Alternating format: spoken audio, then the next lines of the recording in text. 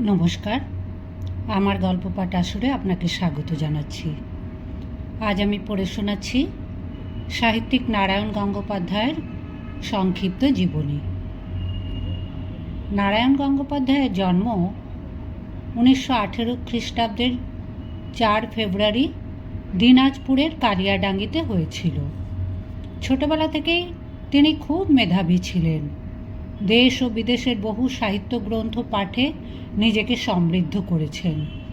ছাত্রাবস্থায় কবিতা লিখতেন ও সেই কবিতা নানা ছোট ছোট পত্রিকায় প্রকাশিত হতো।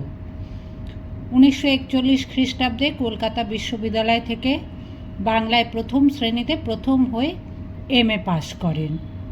অধ্যাপক রূপে কর্মজীবনের সূচনা করে ছাত্রমহলে বিশেষ জনপ্রিয় হয়ে ওঠেন।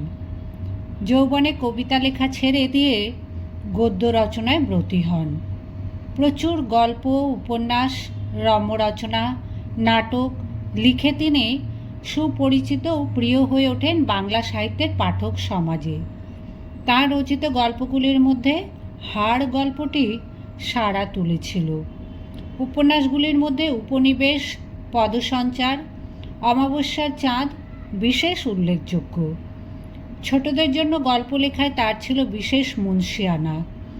তাঁর শ্রেষ্ঠ চরিত্রে টেনিদা আজও সমান জনপ্রিয়। জীবনের শেষ প্রান্তে এসে দেশ পত্রিকায় ধারাবাহিকভাবে সুন্দর জার্নাল লিখে বিস্তর খ্যাতি পান।